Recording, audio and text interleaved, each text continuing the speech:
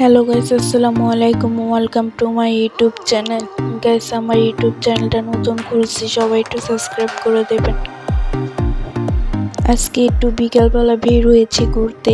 দেখেন গাইস, আজকের বিকালের ওয়েদারটা কত সুন্দর। আজকে রোয়ানকে নিয়ে বের হয়েছি। রোয়ান অনেক হ্যাপি। রোয়ান সে খুশিতে কি করবে কোনো দিশা পাচ্ছে না।